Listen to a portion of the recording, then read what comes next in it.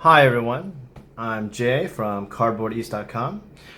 I write a blog reviewing Asian board games and Asian board game culture. But today I'm working with Emperor S4, making this how-to play video for their new game, Walking in Burano. Now before we begin, I need to mention that this is a demo copy of the game, so the components will not be finalized and may look different from the actual retail release. Let's take a look at setup here. In your box, you'll see 3 decks of floor cards. First floor, second floor, and third floor. And then you're going to display some cards out here to the right. This is a 3-player game, so we'll have 4 cards more. You'll follow the simple formula of number of players plus 1.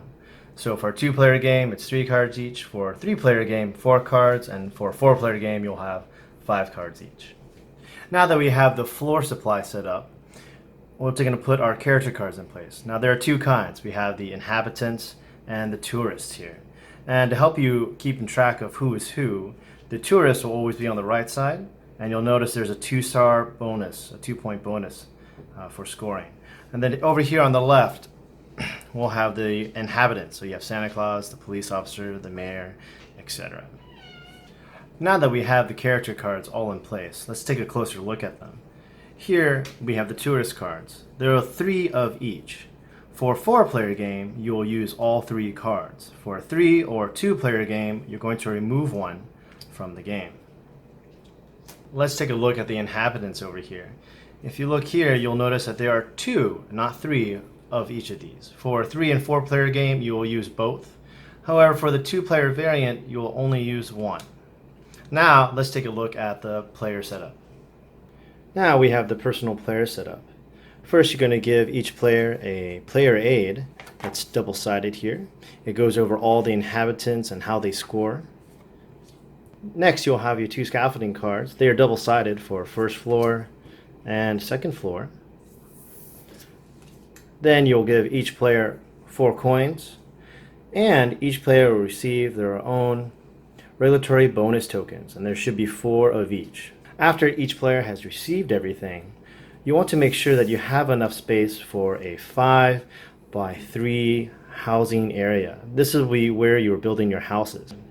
This is the adorable first player token. I'm going to call him Garlic after my cat. The player who most recently traveled abroad will be the starting player, or players can randomly decide. Now that every player's personal area is all set up, let's talk about how the game flows. Each turn, you'll follow 3 phases. Phase 1, acquire a card and acquire money. Phase 2, you're going to build your houses by playing cards. Phase 3, get a visit from a character. Phase 1, acquiring floor cards and coins. At this point in the game, you'll have 3 choices. Choice 1 will be to acquire 1 card and acquire 2 coins, or acquire 2 cards and acquire 1 coin, or acquire 3 cards and acquire no coins. To help you remember that, always acquire 3 things. You are not allowed to acquire 3 coins and 0 cards. You must always take a card. Acquiring floor cards. When you acquire floor cards, you're going to choose one of the 4 columns. You can only acquire cards from the bottom or from the top. So for example, if you wanted to collect 1 card, you could choose any floor card on the bottom or any 3rd floor roof. If you wanted to acquire 2 cards, you would have to acquire the 1st and the 2nd floor, or the 3rd and the 2nd floor. You cannot acquire 1st and 3rd. And if you're feeling a little greedy today, then when you choose a column, and you can pick all 3 cards from that column. Phase 2, placing floor cards. On your turn, you're going to look at your hand of cards, and you can place 1, 2, up to 3 cards from your hand. Now let's show you how to do that. If you place 1 card, it's going to cost you 1 coin. You can also place 2 cards, but that's going to cost you 3 coins. 1 for the first card, 2 for the second. If you want to place 3 cards, that's going to cost you a total of 5 coins. 1 for the first card, 2 for the second card, and 2 more for the third card. Now, before we go into the building, I want to take a quick second to show off some of the cards here and why you're building them. Some of the basic strategy about this game is by looking at the cards and deciding which ones are most valuable. You're going to look at these different symbols on the cards, and by symbols I mean outside decorations. So here you'll see 5 plants and a street light and a closed window.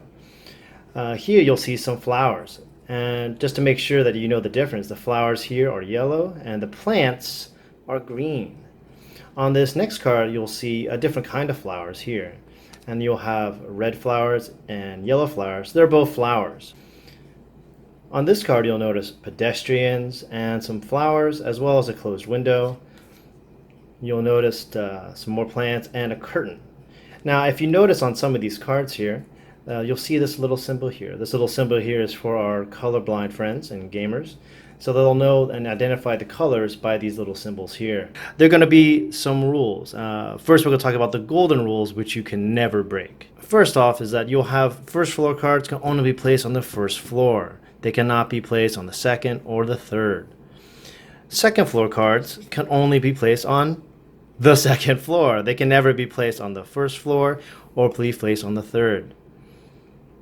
And last but not least, as you know, let's say it together, the third floor cards can only be placed on the third floor. When you build a second floor card, there must be a card below it.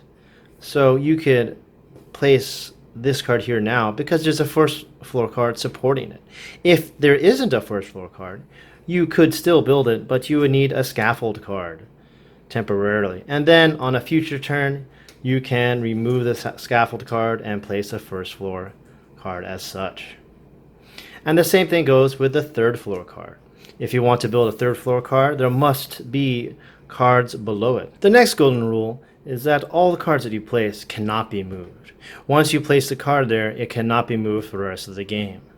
The next golden rule is pretty simple. Every time you build or place a card, it must be adjacent to cards you've previously built. So as you slowly expand your housing area throughout the course of the game, all the cards that you build will be adjacent to each other. And slowly the cards will get built. The scaffold cards are really important because they allow you some extra flexibility in the game to slowly build up your masterpiece of design. Now again, remember that when you're building your housing area, that you can only have an area of 5 by 3. You can never exceed this. So you only have 5 houses in your housing area by the end of the game. Now let's talk about the breakable rules. There are only 2 breakable rules in the game. Breakable rule number 1 is that when you build a house, it must be all of the same color. Nope. Yes. The second breakable rule is that each house must be adjacent to a different color. For example, this is okay, that is a no. Now, why do we say a breakable rule? We say breakable rules because you can break them. Let's take a quick look at my new housing area. I have 1 blue floor card, and then I have 2 yellow floor cards. These down below, remember, are my 4 regulatory bonus tokens. At the end of the game, each token is worth 3 points. So right here are 12 points waiting for me at the end of the game. Now I'm going to break some rules. I'm going to place a card here. Now this breaks the rule because this is blue, this is yellow, this house isn't the same color. Also, it breaks another rule because this yellow card is adjacent to another yellow card. Now because it's only 1 card but it breaks 2 rules, I just have to sacrifice one of my tokens. I take this token, put it back in the box and remove it from the game, and then I can continue on with my play. Later on my turn, I'm going to build this blue roof here. Now because the house already exists of 2 colors, blue and yellow, and this blue card is one of these 2 colors, it's a legal play and I don't have to place this token. And just like so, if I want to place this yellow roof on here, this again is going to break some rules. Even though it's one of these 2 colors, it's still adjacent to another yellow building. And so this will cost me another regulatory bonus token. Phase 3, visit from a character.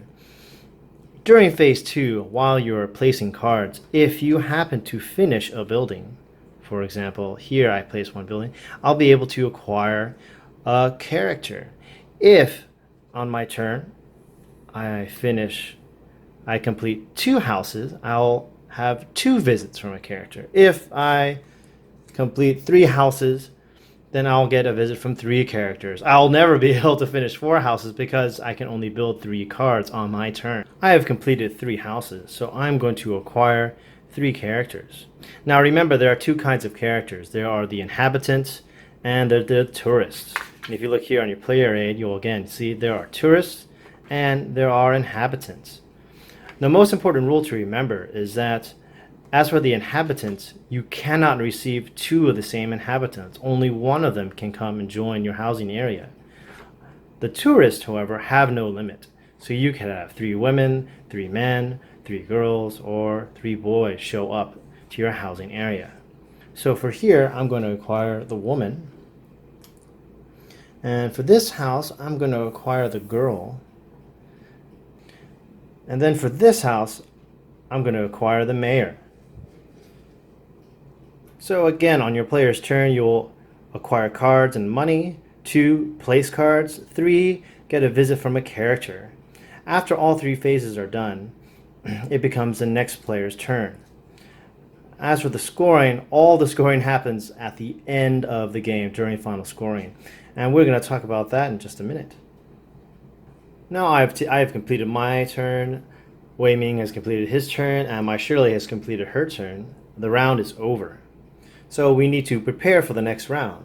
First, I'm going to take Garlic the cat, and I'm going to give that clockwise to Wei Ming, so he becomes the first player of the next round. Now we need to refill the floor supply. And remember, this is a 3-player game, and the formula is number of players plus 1. So we're going to take these, slide these down, slide this down, and we're going to slide these down as well. Now we have 5 empty slots, and we're simply just going to refill that with cards from the deck. Now we're ready to begin the next round. Really quickly, let's take a look at the 2-player variant. Now remember, for the number of cards laid out, it's the number of players plus 1. So for a 2-player game, there are going to be 3 columns in the floor supply. Now, when it comes to preparing for the next round, the first thing you're going to do is you're going to remove the far most right card of each row. So this one gets removed, this one gets removed, and this one gets removed. After you remove these cards from the game, the next 2 cards are going to slide down. Everything's going to slide down, and then you will refill the spaces as normal. So, when does the game end? Once one player has completed the housing area, the round will finish, and then the game ends and final scoring begins. So what does that mean? Well, if Jay, let's say Jay is currently the first player. If he finishes his entire housing area, that means Wei Ming and my Shirley will still have one more turn. Right, now let's talk about scoring for a little bit and how to optimally play the game. First, we have the woman. She gives you 1 point per flower, and because she's a tourist, she gives you 2 points on top of that. So with this building with 12 flowers, she's going to give me 12 points plus 2 for a total of 14 points. Next, we have the man. He gives me 1 point per plant, and because he's a tourist, he'll give me 2 points on top of that. So in this building, he has 1, 2, 3, 4, 7, 10. 10 plus 2 is 12. 12 points from the man. Next, we have the girl. She gives 3 points per cat, and my cat building has 4 cats, so that's 12 points. 12 plus 2 is 14. 14 points from the girl. Now, this red building has a little bit of a hodgepodge of everything, so the boy is going to be a good fit here. The boy is going to give me 2 points per cat, per curtain, per street light, and per chimney.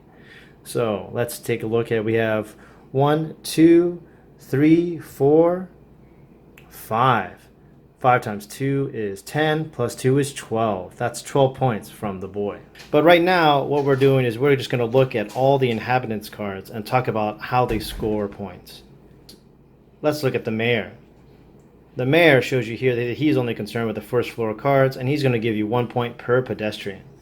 So you can place him anywhere along the housing area, and he's going to score the entire first row. And because there are 3, 6, 9, 11 pedestrians, he's going to score you 11 points no matter where he is.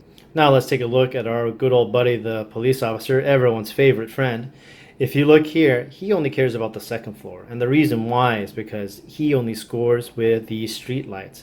But these street lights must be non-adjacent. So 5, 9, and 15. 15 is the max. Let's focus on the second floors. You'll notice there's only one street light here. So that only scores you 5 points. Now you have 2 street lights. But unfortunately, they're adjacent. And the police officer wants non-adjacent streetlights because he wants the whole street to be lit up. So again, this still scores you 5 points. Now you have 2 streetlights and they're non-adjacent. So instead of 5, now you score 9 points. Santa gives you 3 points per chimney. And if you notice here on the card, he's only concerned with the 3rd floor. So by looking here, you have 1, 2 chimneys. So Santa's only going to score you 6 points. Up next we have the tailor, and the tailor is going to look at the entire housing area. Each pair of curtains are going to score you 4 points. Now look at all the entire housing area and count the pairs. Well, you should have gotten 16 points because even though there's 1, 2, 3, 4, 5 red, 1, 2, 3, 4 blue, that's only 4 pairs. So 4 times 4 is 16. Next, let's talk about the shop owner. If you look closely here at the iconography, you'll notice that he only cares about the 1st floor, and that's because he only scores you points for shops along the 1st floor, and they have to be different shops. They can't be the same. 2, 5, 9, 15 points. Now let's take a look at the shop owner. We have 3 shops, but unfortunately this one and this one are the same. I have 2 dress shops, so unfortunately he's only going to score 5 points. Now let's take a look at the florist. If you notice this means that she will score anywhere in the 5x3 housing area, but she only cares about 3 floor cards, and those floor cards must be horizontally adjacent to each other. Let's bring the florist down here below. She's most likely going to choose, she could choose between these 3, these 3, these 3, these 3, these 3, any 3 that are horizontally adjacent to each other. Now, at these bottom 3, she has 4 and 2. That's 6 points. Now, keep in mind that these green things here are plants and not flowers. But she's probably going to play here because there's 4, 7, 9. 9 points here. And again, she's going to score 9 no matter where she is. Now, let's talk about the gardener. The gardener is very similar to the florist. So he's only going to score 3 horizontally adjacent floor cards. And those 3 can be located anywhere in the housing area. And again, he's only scoring 1 point. But instead of per flower, it's going to be per plant. The game is over. Now it's time to calculate our points and see who the winner is. Next, you'll take your score sheet. You'll see the 3 players, Jay, Wei Ming, and Mai Shirley. Section A of the score sheet, you will calculate all your characters and the total points that they give you. This will be the leftmost, left center, center, center right, and rightmost character. Down below in B, this will be the points you score for any of the restaurants located on the 1st floor. C will be your regulatory bonus tokens. You remember these? If you have all 3, then you'll score a total of 12. This will be the closed windows. You can add up the total amount of who has the most closed windows, and then this will be your total point. Now let's talk about closed windows. If you look in my entire housing area, you'll notice that I only have 2 closed windows. 1, 2. So on my score sheet, I wrote 2. Now Wei Ming has 3, and Mai Shirley has 1. Now because Wei Ming has the most closed windows, he'll lose 3 points, whereas me and Mai Shirley, neither of us will lose points. Only Wei Ming will lose points. Now that you know how to play the game, I just wanted to remind you that Walking in Burano plays 4 players, 3, 2, and 1. The rulebook does include a solo variant. If you have any questions, comments, or concerns, please comment down below and Emperor S4 or Jay here will answer your question as soon as we can. And again, my name's Jay from cardboardeast.com. Have a nice day and thanks for watching.